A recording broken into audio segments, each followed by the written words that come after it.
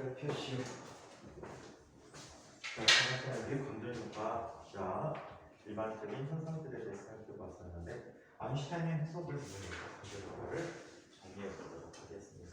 자, 아인슈타인의 광전효과에 대한 해석을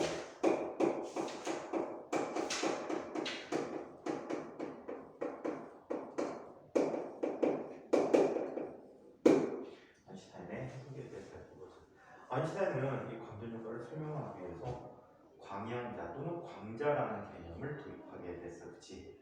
자, 그래서 광자 또는 광양자라고 해.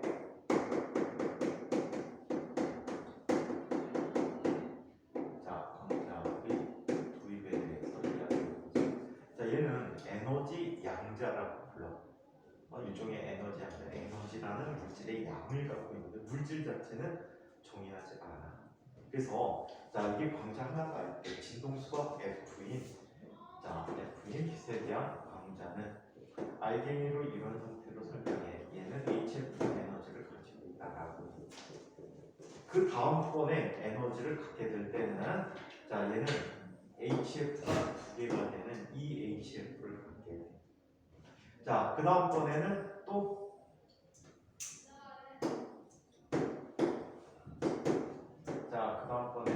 HF를 갖게 돼요. 이런 식으로 HF의 정수들만큼 갖게 되는 거예요. 오케이? 그래서 이걸 에너지 양자라고 하는데 E라고 하는 것은 이런 값을 가질 수 있어. HF이거나 EHF이거나 또는 3HF이거나. 자, 그래서 에너지 양자 EN이라고 하면 얘는 NHF라고 써준다. 얘는 정수가 되겠지. 그렇죠? 자, 그래서 이와 같이 나타내주는 에너지 양자를 도입합니다.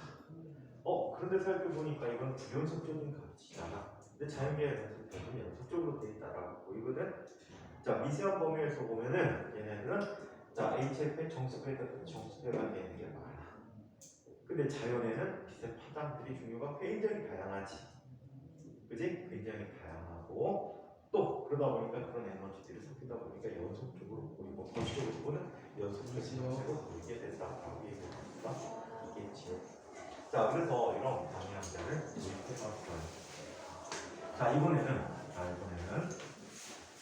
이거를 여기에 아인슈타인의 해석으로 살펴볼게요. 자, 아인슈타인은 광전효과를 다음과 같이 해석했다라고 합니다. 우리 금속의 내부가 있고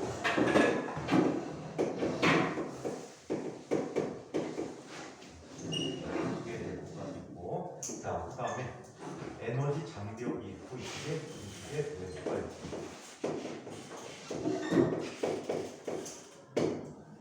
이게 금속 내부에는 수많은 전자들이 속박이 되어 있어요.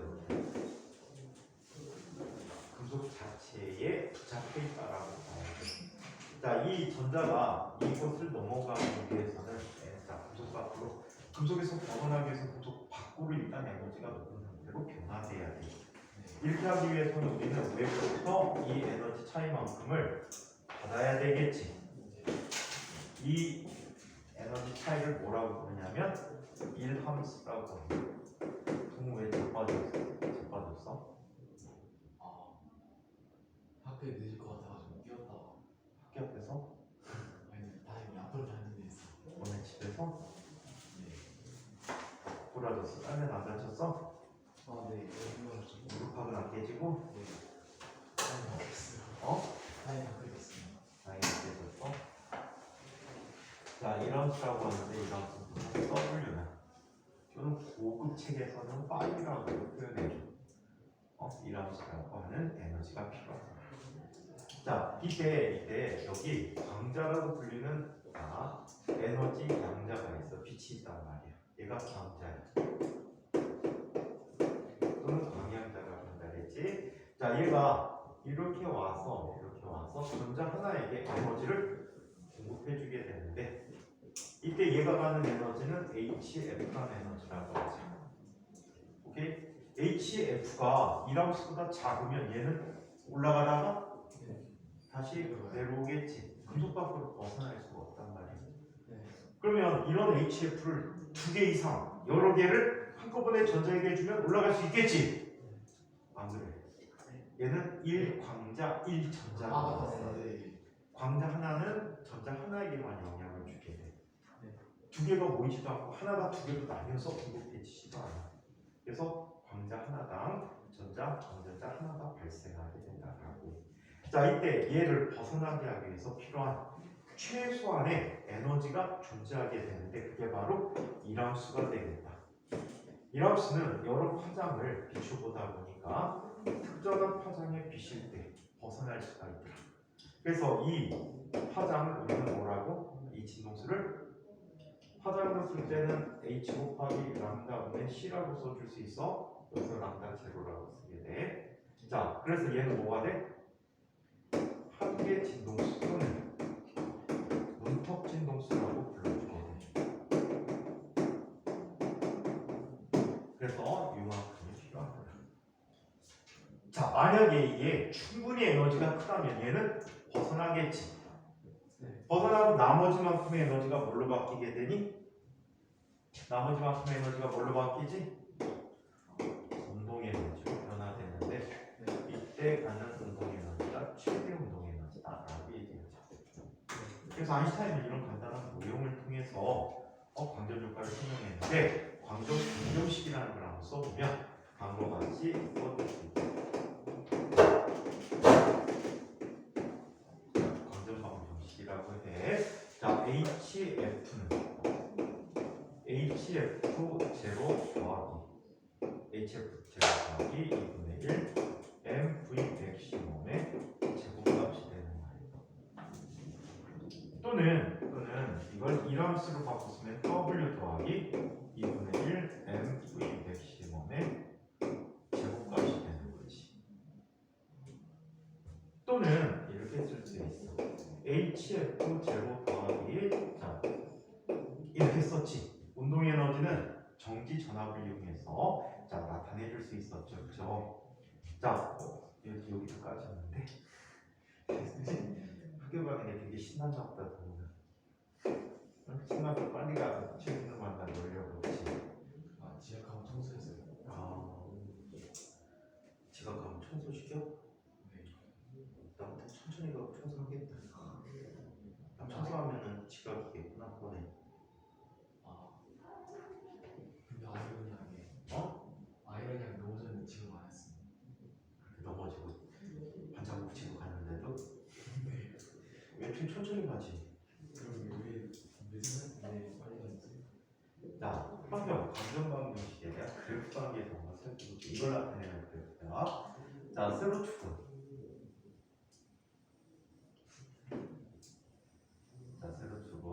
양의 부분은 최대 운동의 에너지야. 자, 얘는 2분의 1 M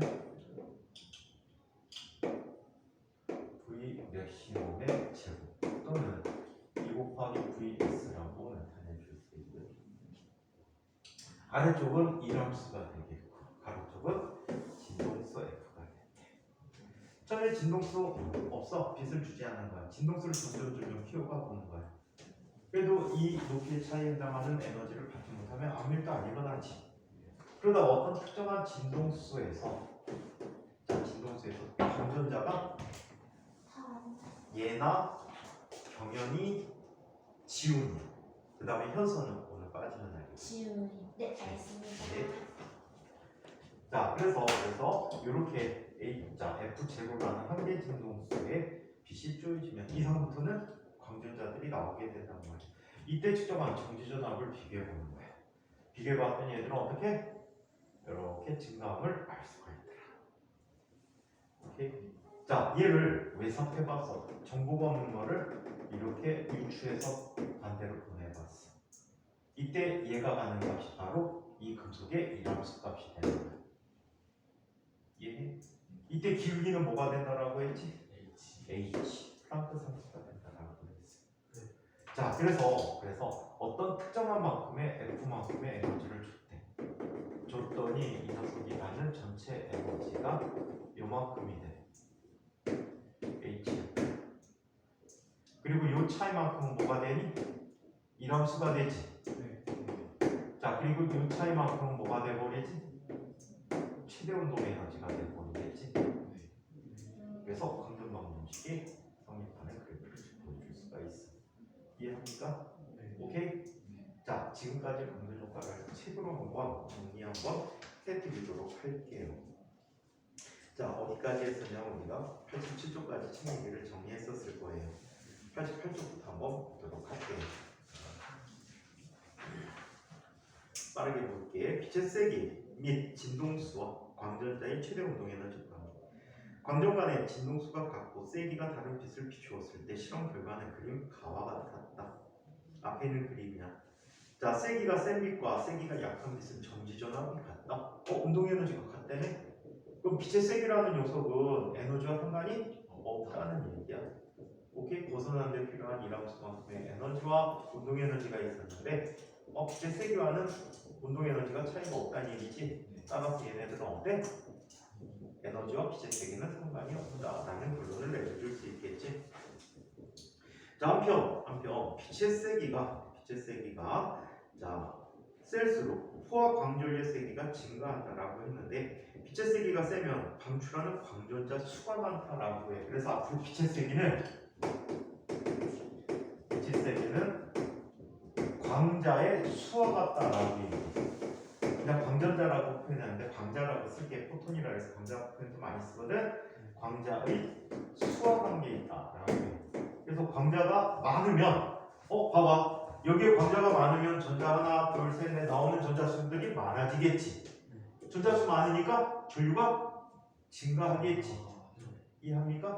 그래서 빛의 세기라는 것은 단지 광전류를 세게 하는, 즉 광전자의 수를 증가시키는 고로 광자가 많은 수가 바로 빛의 세기와 상관이 있다라는 뜻이 되어버립니다.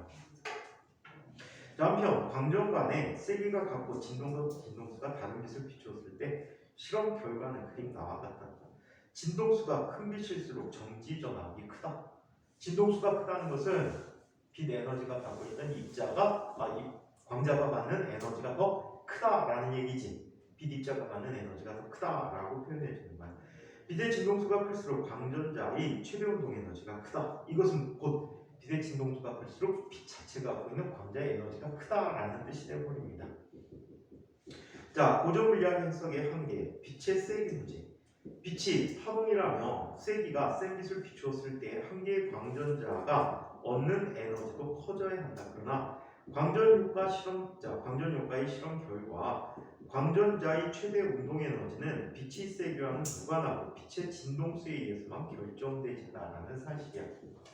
자, 한편 문톡 진동수의 존재에 대해서 빛이 진동수를 증가시키며 정지전압을 측정하면 다음 그림과 같이 광전자의 최대 운동 에너지가 빛의 진동수에 비례하여 증가하는 걸 볼 수 있다. 지금 칠판에 좀 전에 그림이야. 자, 그러나 빛의 진동수가 어떤 특정한가 F0보다 작으면 아무리 센 빛을 비추어도 광전자는 방출되지 않는다. 이때 이 특정한 진동수를 문턱 진동수라고 한다. 문턱 진동수 F0라고 썼어. 책에서는 금속판에서 광전자를 방출시킬 수 있는 최소한의 빛의 진동수이다. 문턱 진동수는 금속의 종류에 따라 다 다르다. 그러다 보니까 다른 금속의 경우에는 그래프가 어떤 식으로 나타납니까? 똑같은 기울기를 가지고요. 절편값만 다르게 나타나. 기울기 H 똑같아. 오케이? 일함수값만 다른 거야. 이해합니까? 일함수값이 달라지면 평균 진동수도 달라지겠지? 다른 금속에서는 각각 다 다르다라는 사실은. 자, 그래서 금속 종류마다 다르다. 빛의 진동수와 광전자의 최대 운동 에너지 관계 그래프에서 그래프의 기울기는 금속의 중요에 관계없이 모두 다 일정하다. 고전물리학의 해석에서의 한계를 이야기해 봅시다. 자, 빛이 파동이라면 어떤 진동수의 빛이라도 세기를 세게 할 때 충분한 에너지를 전자에게 전달할 수 있으므로 광전자가 튀어나와야 한다. 그러나 광전효과의 실험 결과 문턱 진동수보다 작은 진동수의 빛에서는 빛의 세기를 아무리 세게 하여도 광전자가 방출되지 않았다. 오케이? 빛의 세기와 에너지는 상관이 없다. 한편 빛의 입사와 광전자 방출의 시간 간격에 대해서 빛의 세기에 관계없이 문턱 진동수보다 큰 진동수의 빛을 비추면 아무리 빛이 약해도 광전자가 즉시 튀어나오지. 만약에 부족한 에너지를 고정물리학적으로 보면 부족한 에너지를 쌓아놓고 얘가 충분한 에너지가 아니면 튀어나오면 되거든. 네. 근데 시간 차이가 없다는 얘기야. 진동수 한 개 진동수보다 작으면 무조건 안 튀어나와. 아무리 오래 빛을 쪼여줘도 에너지를 부족시키거나 이러지 못한다는 뜻이야. 자, 고정물리학의 한계의 시간 문제. 빛이 파동이라면 문턱 진동수 이상의 빛이라고 하더라도 빛의 세기가 약할 때는 전자가 에너지를 축적하는 데 시간이 걸리고 광전자가 방출되는데 걸리는 시간이 측정되어져야 한다. 그러나 광전효과 실험 결과 아무리 세기가 센 빛을 세기가 약하더라도 문턱 진동수 이상의 빛을 비추게 되면 광전자는 즉시 방출되어졌다. 광전효과의 광전효과 실험 결과와 빛의 파동성에 대한 모순. 고정물리학의 전자기 이론에 의하면 전기장과 자기장이 진동이 공간으로 퍼져나가는 것이고 물체의 표면에 빛을 비추면 전기장의 진동에 의해서 물체 표면에 있는 전자들이 강제 진동을 하게 되어 빛에서 전자로 에너지가 전달되진다. 그러므로 충분한 양의 에너지가 전자에 전달되어지면 전자의 운동 에너지가 커져서 전자가 물체의 표면에서 빛이 벗어나 방출된다고 해석할 수 있다. 이때 전기장의 세기는 빛의 세기가 셀수록 세지기 때문에 빛의 세기가 세지면 방출되는 전자의 운동 에너지도 커질 것으로 예측할 수 있다. 따라서 고정물리학에 의하면 아무리 진동수가 작은 빛이라 하더라도 빛의 세기를 세게 하거나 오랫동안 비추게 되면 전자에 전달되는 에너지가 누적되어 광전자가 방출될 수 있을 것이다. 그리고 전자가 에너지를 충분히 얻는 데는 어느 정도 시간이 걸릴 것이므로 물체 표면에 빛을 비춘 순간부터 광전자가 방출되기까지 약간의 시간이 필요할 것이라고 예측하였다. 그러나 실제 광전효과 실험 결과에서는 광전자가 문턱 진동수보다 큰 진동수를 갖는 빛에 의해서만 방출되지고 문턱 진동수보다 큰 진동수를 갖는 빛에서는 아무리 세기가 약해도 비추는 즉시 광전자가 방출되어진다. 진동수와만 관계 있다는 얘기야. 또한 광전자의 최대 운동 에너지는 빛의 세기와 무관하고 진동수, 즉 파장에 의해서 결정되어진다. 아인슈타인의 광양자설에 대해서. 광양자설, 프랑크의 양자설, 19세기 말에 물리학자들은 뜨거운 물체에서 방출되는 빛의 연속 스펙트럼을 연구하면서 빛의 복사를 연구한 거야. 물체의 복사, 흑체 복사 이런 것들이 이때 연구되어진 결과야. 이때 파장에 따른 빛의 세기를 수학적으로 나타내려고 노력을 하였다. 1900년 플랑크는 진동수가 F인 빛이 연속적인 에너지를 갖지 않고 HF의 정수배에 나가는 물체의 연속적인 에너지 양을 갖는다 할 때 이때 빛의 실험 결과와 일치하는 시기에 도출됨을 제시하였다. 그래서 플랑크 복사식을 써도 되겠다 여기서는. 그래서 플랑크 복사식을 살펴보면 HF라는 값을 계산을 위해서 그 전에 나타난 식이 어떤 식이냐면 빈이라는 사람이 얘기한 복사 법칙이 있어서 그 다음에 슈테판 볼츠만의 복사 법칙이 있었거든. 근데 이 각각은 짧은 파장과 긴 파장에서는 각각 잘 맞지만 반대쪽에서는 안 맞는 경향이 있었어. 이 두 식을 종합해서 전체적인 실제 복사선과 비교하기 위해서 식을 계량을 한 거야 플랑크가. 그러다 보니까 이 식을 맞추기 위해서 에너지의 항처럼 HF라는 값을 써줘야 했단 말이야. HF를 그냥 썼어. 에너지 항으로 단지 설명하기 위해서. 그랬더니 잘 맞아 떨어지더래. 그리고 이게 양자다 뭐다 생각 안 하고 그냥 넘어갔어. 그 무렵에 광전효과에 대한 실험을 제기하기 위해서 아인슈타인이 광양자라는 걸 제안하게 돼. 그래서 실제 아인슈타인이 처음 얘기할 때 에너지는 CF라고 써줬다고 해. 초창기 논문에서. 그래서 빛 입자가 하는 에너지가 진동수와 관계한다라는 것을 가정을 한 거야. 이 논문을 플랑크가 봤대. 그래서 진동수와 관계한 빛이라고? 그 에너지라고? 내 것도 그런 거 있는데 복사해서. 그래서 본격적으로 연구를 한 거야. 그래서 양자 가설에 대해서 두 사람의 양자 가설이 상반되게 같이 나와. 플랑크의 양자 가설, 아인슈타인의 양자 가설. 오케이? 똑같은 얘기야. 서로가 서로에게 영향을 준 거야. 이해해요? 서로가 서로에게 영향을 줘서 현대에 사용하고 있는 양자 역학이라는 것이 발전하게 되었죠. 자, 아무튼 연속적인 에너지를 갖지 않고 HF의 정수도에 해당하는 불연속적인 에너지를 갖는다면 실험 결과와 일치하는 식을 도출할 것을 도출됨을 제시하였다. 그래서 플랑크의 복사 공식이 나온 거예요. 즉 플랑크는 빛의 에너지가 양자되어 있다고 하는 양자설을 주장하였다. 처음에 주장 못했어. 단지 식관계만 맞추기 위해서 했었단 말이야. 플랑크는 자신의 양자설이 흑체 복사 스펙트럼 곡선을 이론적으로 이끌어내기 위한 수학적인 방법일 뿐 어떤 물리적인 의미가 있는 것은 아니라고 생각하였다. 아인슈타인의 광양자설. 아인슈타인은 고전물리학 이론으로는 설명되지 않는 광전 효과를 설명하기 위하여 플랑크의 양자설을 이용하여 빛을 광양자라고 하는 에너지 양자의 흐름으로 생각하였다.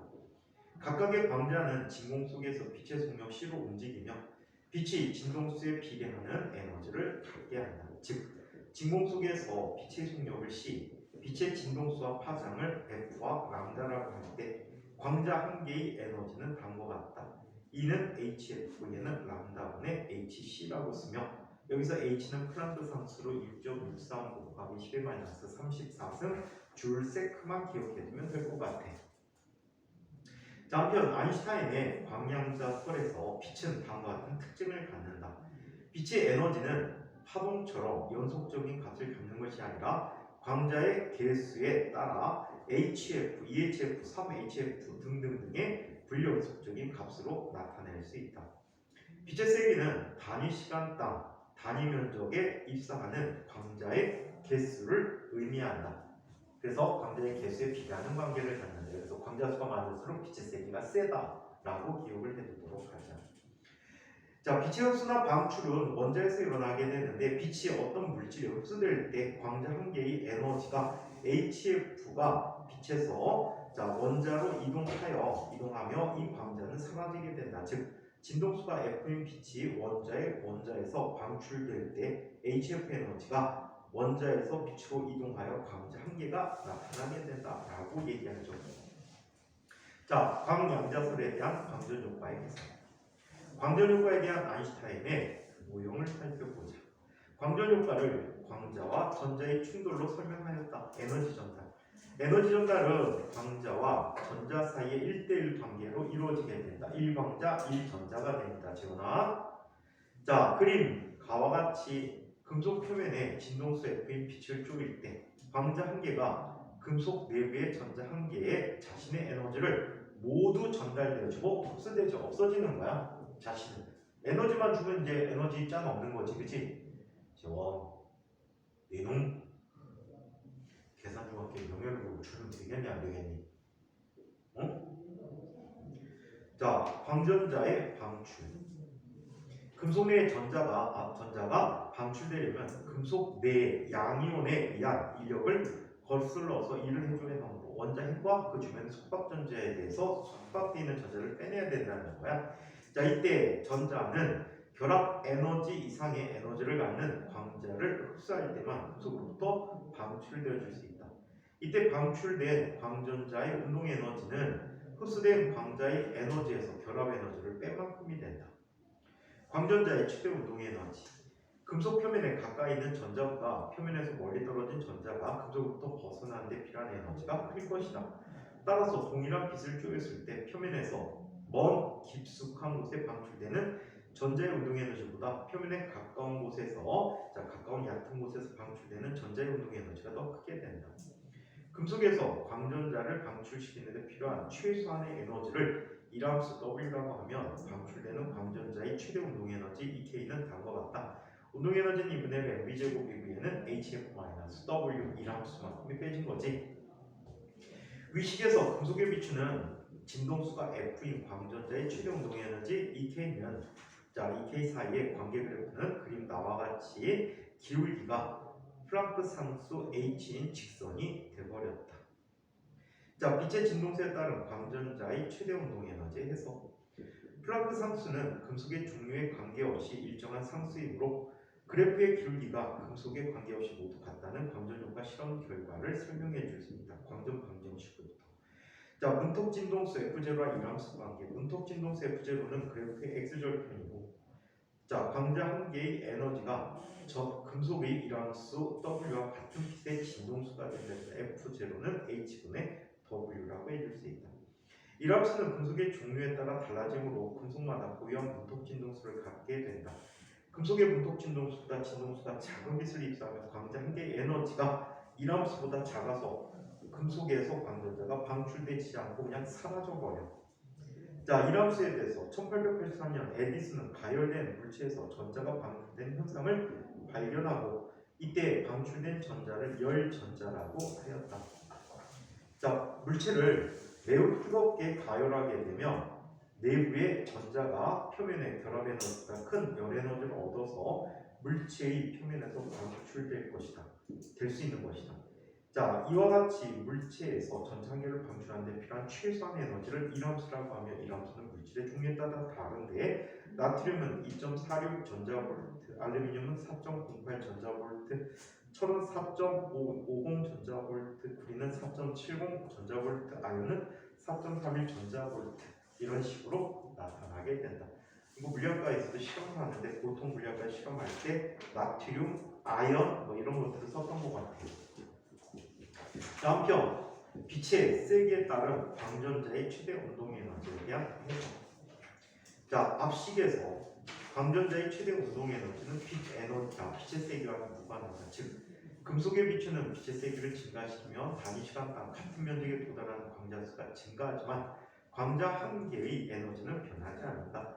따라서 빛의 세기가 증가할수록 방출되는 광전자의 수가 증가하지만 광전자의 최대 운동 에너지는 변하지 않는다.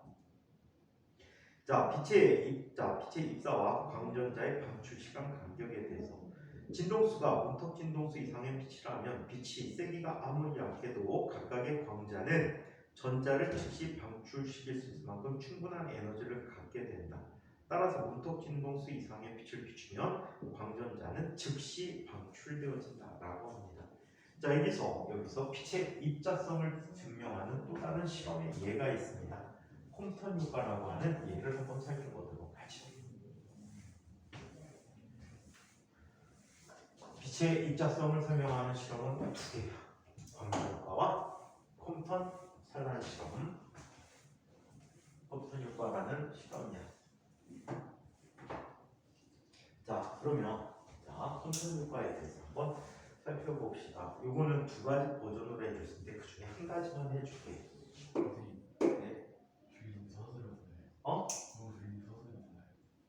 떠들어도 되냐고? 너무 주인이 서술어도 돼. 그럼. 주인 맞구나. 일단 정신이 없었구나.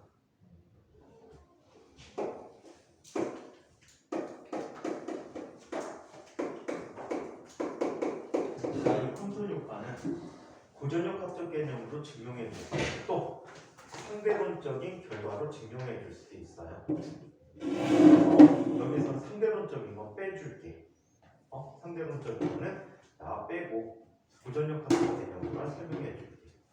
나중에 과거 가면 상대론적인 것까지 포함해서 배우게 돼요. 자, 이렇게 이야기해 볼게요.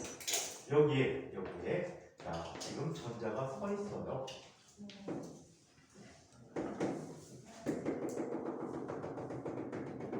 자, 전자가 있어. 지향이 M인 전자가 놓여있다. 여기에 빛을 쏴주는 거야. 진동수가 F의 빛을 쏴주게 돼. 오케이? 그러면 일반적으로 빛이 장애물을 만나면 회절을 하겠지. 네. 경로가 휘어져 버려. 꺾여지는 회절 현상이 있게 돼. 그래서 회절 현상이다라고 생각하고 봤더니 이때 나가는 빛이 파장이 길어졌대. 즉 진동수가 짧아진 거야. 자, 파장이 길어졌대요. 아주 조금 길어졌어. 아주 조금. 제곱을 취하면 차이가 거의 없을 만큼 조금 증가했어. 그러면 얘는 이렇게 생각할 수 있네. 진동수가 파동이 변화되면 진동수가 변한 거고 에너지가 변한 거지. 얘도 역시 뭐야? 빛이니까 광자라고 생각하자. 그래서 얘는 광자와 전자의 충돌에 의한 현상이다라고 생각하기 시작한 거야. 왜냐하면 이 전자가 빛을 받는 즉시 움직이는 거야. 어떤 특정한 각도로 이렇게 V라는 속도로 움직이고 있대. 광자가 처음에 광자하는 에너지가 전자에게 전달돼서 전자도 운동 에너지였고 광자 에너지 이런 상태로 움직이게 된다라는 거야. 이거 평면상의 충돌 문제하고 똑같은 문제잖아. 그래서 얘를 충돌로 해석하기 시작한 거야. 그래서 얘를 셌다. 얘를 파이라고 얘기했어. 자, 빛 입자가 받는 운동량은 어떻게 쓰냐면 람다분의 h라고 쓸 수가 있어. 자, 그 다음에 얘가 받는 처음 운동 에너지, 처음 에너지는 얼마가 되니? 얘는 처음 운동 에너지가 hf잖아. hf는 뭐가 돼? 람다분의 hc라고 써줄 수가 있단 말이야. 얘도 마찬가지지. 얘도 운동량 얼마가 되니? 얘 운동량 람다 프라임분의 h라고 쓸 수 있고 에너지는 람다 프라임분의 hc라고 써줄 수가 있었어. 얘는 운동량이 얼마가 돼버리지? 전체 운동량은 mv가 돼버리고 얘가 받는 에너지는 얼마가 돼? 운동 에너지를 갖게 된 거지. 그래서 이런 충돌에서는 운동량도 보존되고 에너지도 보존된다라고 발전을 했지. 그래서 x방향의 운동량에 대해서 한번 비교를 해봤어. 충돌 전에 모든 방향이 광자의 운동 방향이 모두 x방향으로만 나타나지. 그래. 그래서 x방향에 대한 운동량만 갖고 있었어. 이게 mv 제로야. 미안해. 광자니까 뭐가 돼? 람다 분의 h라는 운동량을 갖고 있었어. 충돌 후에 x방향의 운동량이 합의되는 거지. 람다 프라임 분의 hc 곱하기 코사인 세타 더하기 mv 곱하기 코사인 파이라는 값이 된 거야. 그쵸? 네. 자, 한편 y방향의 운동량을 살펴보면 총 운동량 0이야. 낮은 운동량 얼마지? 람다 프라임 분의 h 곱하기 사인 세타 그리고 마이너스 반대 방향으로 가지.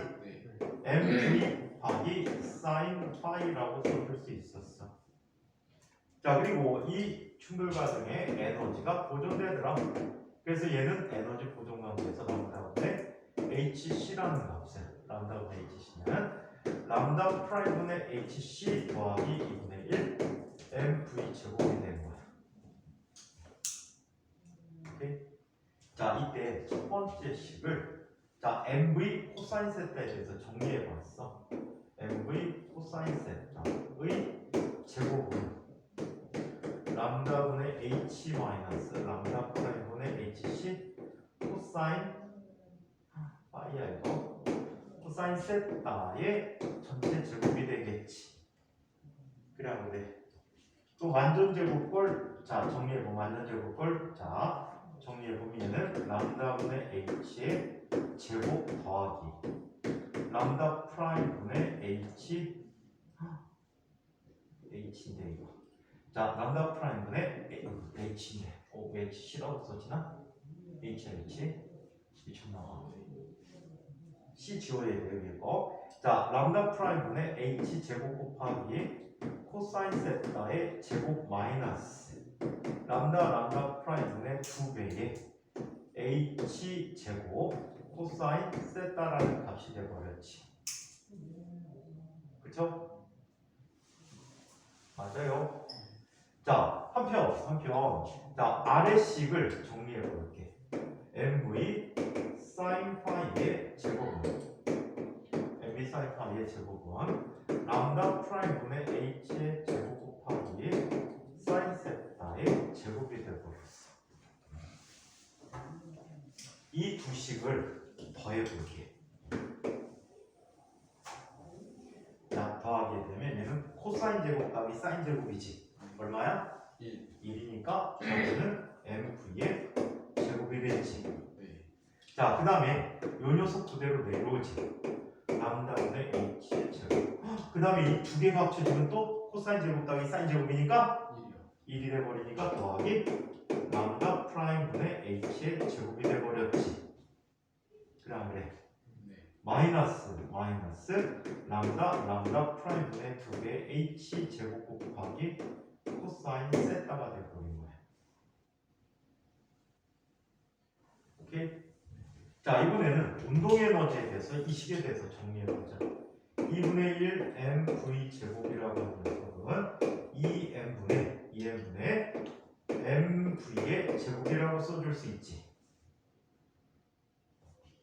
자, 그리고 이항시켜보면 쟤는 람다분의 h 마이너스 람다 프라임분의 c가 빠졌다 hc가 돼버리지. 그냥 그래요. 자, 그럼 얘는 뭐가 돼? 통분하면 람다 프라임 자, 람다 프라임 분의 자, 뭐가 돼? hc 곱하기 람다 프라임 마이너스 람다라는 값이 됐어. 자, 여기에 요 부분과 요 부분이 겹쳐지지. 네. 그래서 이항시켜서 정리해 보기로 했어.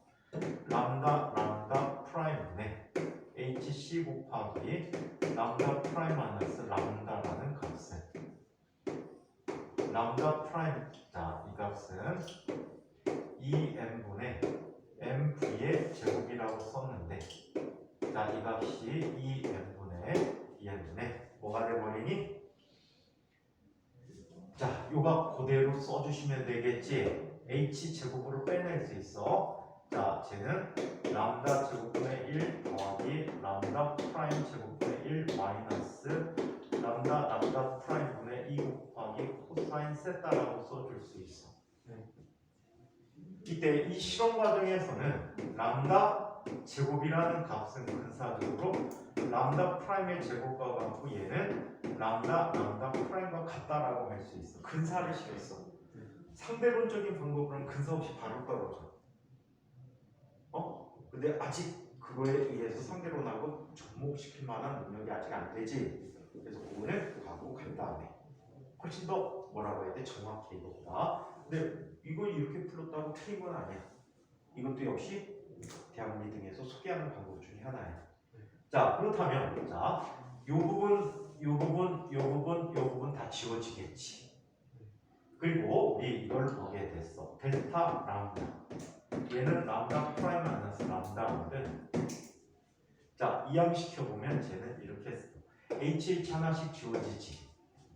2mc분의 h 자, 이 두 개 합치면 2 마이너스 2 코사인 세타가 되어버렸어. 즉 델타 람다라는 녀석은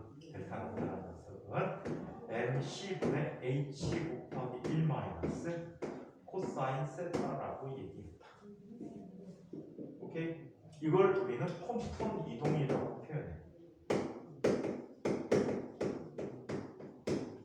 콤스턴 이동이라고. 오케이? 실험 결과는 어떤 식으로 나타나냐면 전자를 떼어내기 쉬운 게 흑연이거든. 얇은 흑연의 파편을 만들어. 얇게 만든 시료를 만들어. 그리고 빛을 조여주는 거야. 빛을 조여주고 이쪽에 감광질을 갖다. 오케이? 그렇다면 이 빛이 검출되는 각도가 있겠지. 맞아요? 검출되는 각도. 이 각도만 안다면 파장이 얼마큼 변했는지 알 수 있다는 얘기야. 아울러서 나중에 전자가 측정되는 위치까지도 확인해 줄 수 있어. 오케이? 오케이. 자, 이때 봐봐. 파장의 변화가 가장 클 때는 언제야?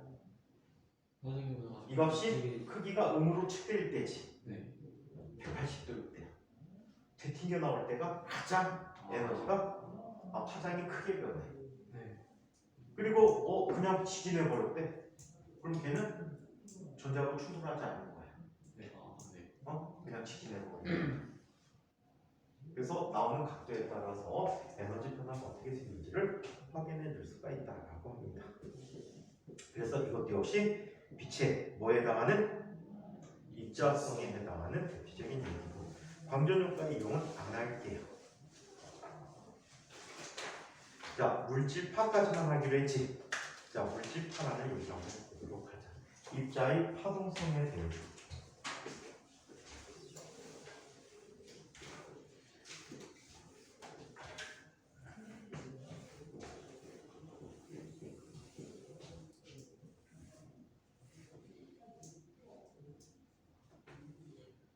이거 지워도 되는 거야?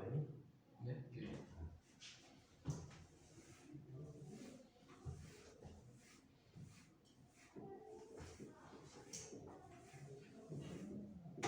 자, 물질파에 대해서 한번 이야기해 보도록 합니다. 입자의 파동성.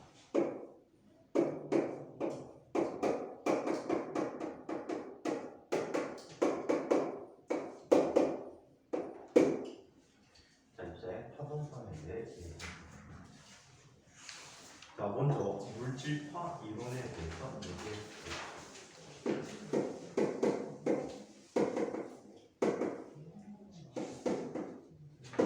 자, 아인슈타인이 한참 이름을 날리고 있을 무렵에 프랑스의 젊은 과학자였던 드브로이라는 사람이 있어요. 이 드브로이는 물리학자 중에 가장 계급이 높았던 사람이야. 공작이야, 공작. 7대조 조선 할아버지인가 왕의 아들이야. 임금이 되지 못한 왕의 아들. 그래서 듀크야, 듀크, 공작. 근데 형이 있었어. 형도 물리학자야. 열물 쪽에서 두 가지 나누면은 물리학자였는데 이 형이 자기를 받았어, 공작을. 그럼 동생은 못 받는 거야. 근데 형이 젊은 나이에 죽었어. 공부하는 데는 드브로이를 물리학자로 끌어들인 대표적인 사람이 형이야. 형이 항상 물리학 공부를 하니까 드브로이가 그분에 대해서 관심이 되게 많았던 거야. 그래서 이 물질파 개념을 소개하게 됐는데 이분은 아주 간단한 원리를 설명해. 일종의 빛의 파동설에 대한 신봉자였단 말이에요. 근데 아인슈타인 등에 의해서 빛이 입자성이 밝혀지게 된 거야. 완벽한 이론으로.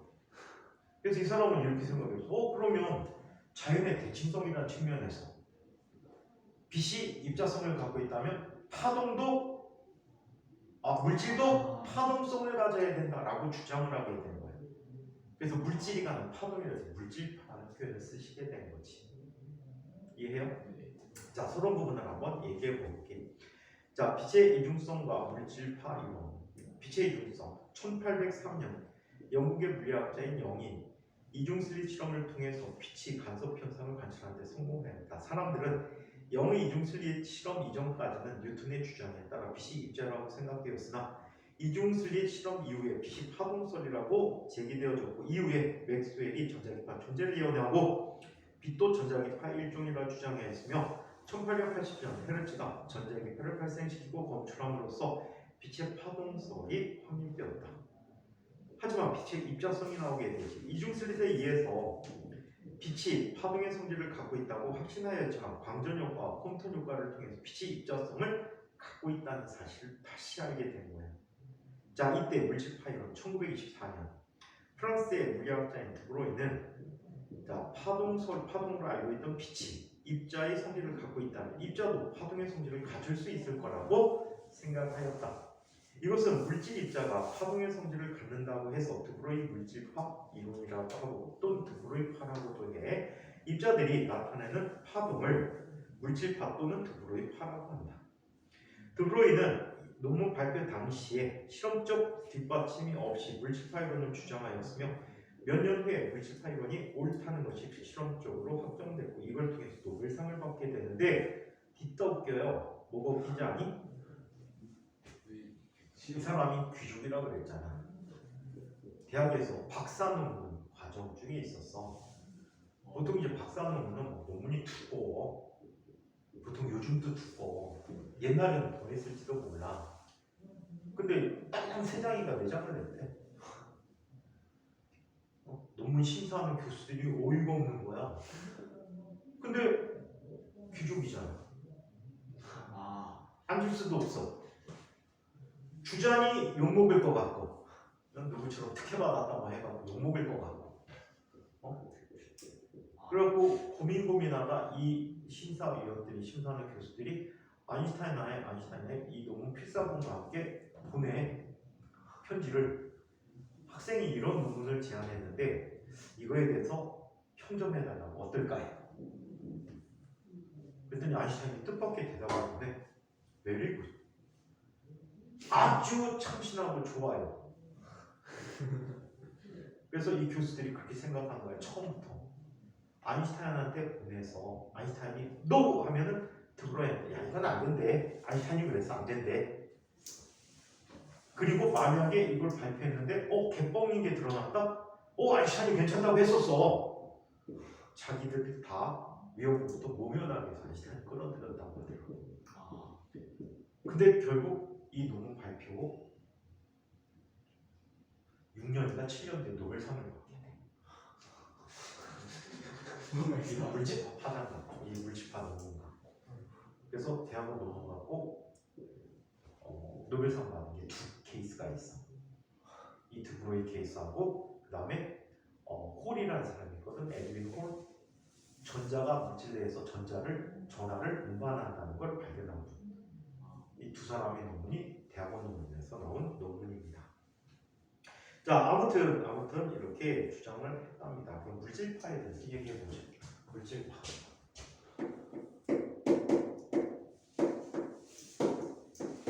에러웨이브, 드브로이 웨이브라고 하는데 얘는 이렇게 주장하는 거예요. 고정물리학적. 어떤 질량의 m의 물체가 있어 이 물체가 v라는 속도로 움직이고 있대. 얘 운동량은 얼마야? mv가 돼버리겠지. 자, 여기 현대물리학적으로 빛이 있었어. 자, 빛이 갖는 운동량은 얼마야? 파장이 람다라고 할 때 얘는 람다분의 h라는 값이 돼버리지. 즉 람다라는 값은 p분의 h라고 써줄 수 있단 말이야. 이 p 대신에 뭘 쓸 수 있다고? mv를 써줄 수 있다고. m분의 h라고 해서 이걸 드브로이 물질파의 파장이라고 얘기해요. 이렇게 드브로이 물질파의 파장이다라고 이야기합니다. 자, 그래서 간단한 걸 비교를 해볼 거예요. 한번 여기까지 한번 보고. 이게 논문 내용 다야? 말과 함께 섞어서 쓴 거야. 그러니 심사위원들이 얼마나 뻥졌겠니? 그치? 이게 다예요? 이게 다예요? 이게 내용이 다야. 진짜 뭐지? 실험도 없어. 뒷받침하는 증거도 없고. 이래야 된다 라고 주장을 하는 거지. 대박이지. 이거 우리나라 같으면 어떻게 했을 것 같니? 요즘 우리나라 같으면 교수가 집어 던진다. 논문 집어 던진다. 너희들 논문이라고 집어 던져. 선생님도 석사 논문 되게 조금 썼는데 양 되게 조금 썼거든. 막 한 줄 없애갖고 그렇게 썼는데도 50몇 쪽인데. 석사 논문. 저거는 좀. 근데 더 대단한 거지. 근데 저렇게 며칠 만에 대단한. 이런 생각을 했다는 게 대단한 거지. 남들은 그냥 다 수긍하고 넘어갈 텐데 자연의 대칭성을 주장한 게 대단한 거지. 자, 물질파 파장, 드브로이 파장인데 콤프턴 효과에서 파장이 람다인 광자의 운동 에너지 P는 람다분의 H라고 정의하였다.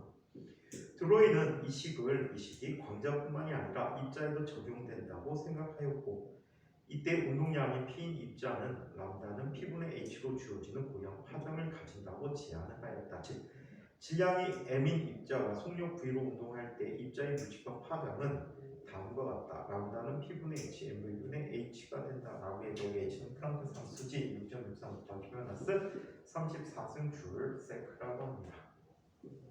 파동성의 관점. 간섭과 회전론은 입자가 보일 수 없는 성질이다. 파동 이론에 따르면 일반적으로 회절과 간섭이 나타나는 슬릿의 크기는 파장과 비슷해야 한다. 슬릿의 폭이 파장에 비해서 너무 크면 회절이 거의 일어나지 않게 된다. 또 빛의 간섭이 19세기 초에 발견된 것도 빛의 파장이 너무 짧아서 일상생활에서 쉽게 관찰되는 틈에서는 회절이 거의 일어나지 않았기 때문이라고 합니다. 자, 물질법 파동과 입자의 파동성의 관찰에 대해서 이야기해 보도록 할게요. 자, 플랑크 상수 H는 아주 작은 수이기 때문에 우리 주변에서 볼 수 있는 물체들의 물질법 파장은 아주 짧다. H가 위에 있잖아, 그렇지? 이게 10의 마이너스 34승 정도의 값을 갖는다는 거예요. 진짜 나오네. 비교도 안 돼. 예를 들어서 한번 볼까? 어떤 야구공이 있다라고 하자. 공이 공의 주량을 얼마라고 할까? 공의 주량 얼마라고 할까? 0.1kg. 자, 150g. 150g 정도라고 하자. 네. 속력 얼마로 던질까? 144km/s로 던지면 걔는 훌륭한 야구 선수지. 그게 얼마 정도의 값을 갖고 있지? 40m/s. 이 물질이 갖는 이 야구공의 물질법 파장을 한번 계산해 볼까? 얘는 이렇게 계산되죠. 자, m 0.25kg이지 곱하기 40이잖아. 네. 자, 이거 분의 얼마가 되니? 6.63 곱하기 10의 마이너스 34. 얘가 얼마지? 얘가 6이 돼버리니? 네. 6이 돼버리면 1.1 얼마가 되겠는지? 1.1. 이 값이 되지. 아, 그래요? 파장이 보여 안 보여? 안 보이면 보이세요? 파동성이 없다라는 뜻이야. 우리가 측정할 수 있는 거리가 10의 마이너스 16m 정도밖에 안 돼. 이는 불가하지. 그래서 파동성을 갖지 않는다라고 얘기해. 반면에 이런 걸 한번 살펴볼까? 전자가 있어. 전자는 질량이 9.1 곱하기 10의 마이너스 34, 31승 킬로그램이에요. 자, 전자가 속력 얼마로 간다라고 할까? 속력 얼마로 간다라고 할까? 얼마로 간다고 할까? 10배 한 30m/s로 간다라고 할까? 네. 10배 30m/s로 간다. 너무 느린가? 한 50m/s로 간다라고 할까? 마이너스 20이요? 플러스. 네. 자, 한 5승 정도로 간다라고 하죠. 너무 느리지, 이제? 자, 그렇다면 얘가 받는 파장은 얼마가 되니? 람다라는 값을 9.1 곱하기 10의 마이너스 31승 곱하기 10의 5승 m/s야. 얘는 6.63 곱하기 10의 마이너스 34승이 돼버려. 그럼 이거 약분돼 버리면 얼마가 되지? 10의 마이너스 3승이 돼버리지. 네. 약 9분의 6.3 하면 얼마 정도가 되니? 7, 9, 63, 7점 얼마가 되니? 네. 약 7점 얼마 곱하기 10의 마이너스 8승. 네. 얘는 파장이 약 X선 정도의 파장을 갖게 되는 거야. 이해해요? 네. 이거보다 약간 더 느리게 하면은 파장이 짧아지니 길어지니? 크게 해야 되겠구나. 6승으로는 10의 마이너스 9승입니다. 파장 짧은 X선 정도가 돼. 오케이?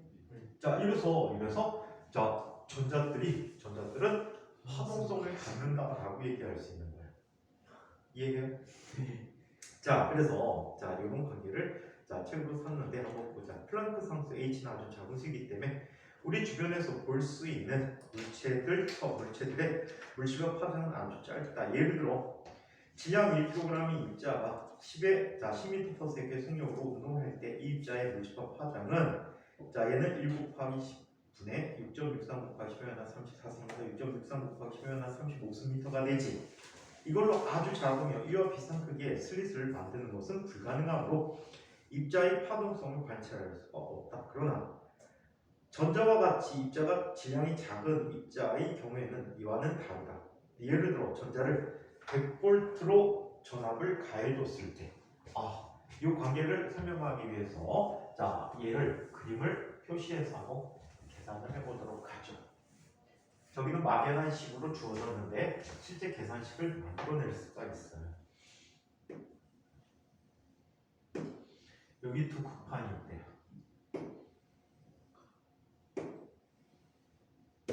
자, 이쪽이 마이너스를 걸어주고 플러스북을 이렇게 걸어줘서 이 책처럼 몇 볼트를 걸어줬대? 100볼트를 걸어줬대.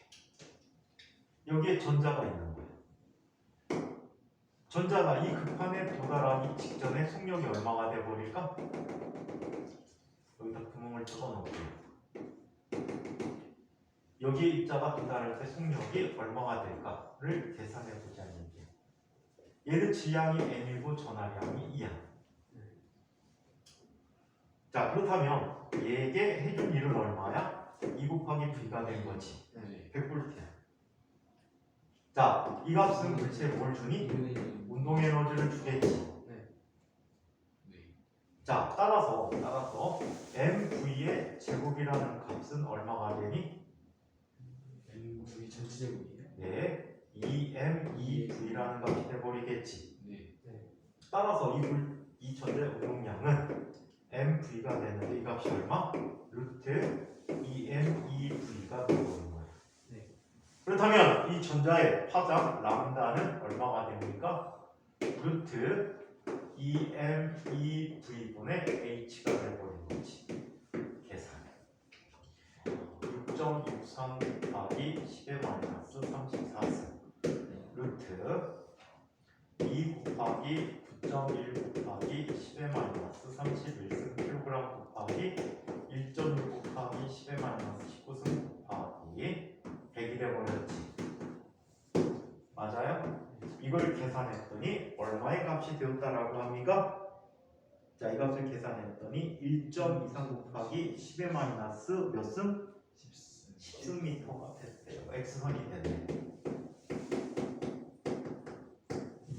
이렇게 돼버렸대요.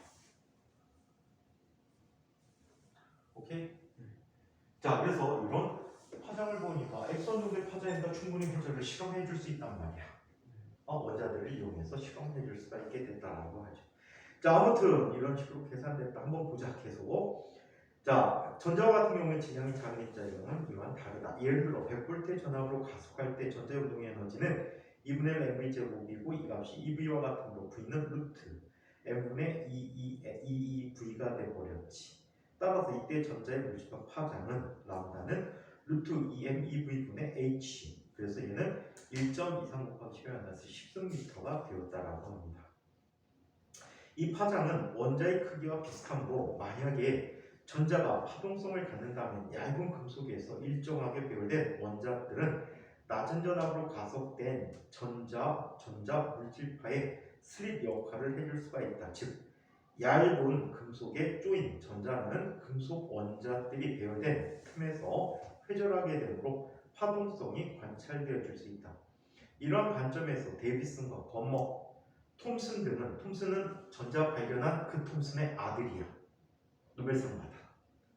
자, 이 사람들이 전자가 회전하는 현상을 실험적으로 확인하는데 성공함으로써 드브로이의 물질파 이론은 하나의 사실로 받아들여졌고 물질의 이중성을 확인해 줄 수가 있었다라고 합니다. 자, 물질파 확인에 대한 대략적인 실험 관계를 살펴보자. 데이비슨 버머 실험. 1927년 데이비슨과 버머는 그림과 같이 54V의 낮은 전압으로 가속한 전자를 니켈 결정을 때려서 니켈 결정에 충돌시켜서 산란시키는 실험을 하였다. 전자가 입자라면 니켈 원자가 전자에 비해서 매우 크기 때문에 종이 위에서 빛이 난반사하는 것처럼 전자들도 니켈 표적 위에서 난반사해야 할 것이다 라고 본 거예요. 하지만 니켈에 의해서 산란되는 전자들은 나와 같이 특정하다 약 50도 정도 되는 각에 가장 많은 개수를 갖게 되는 거지.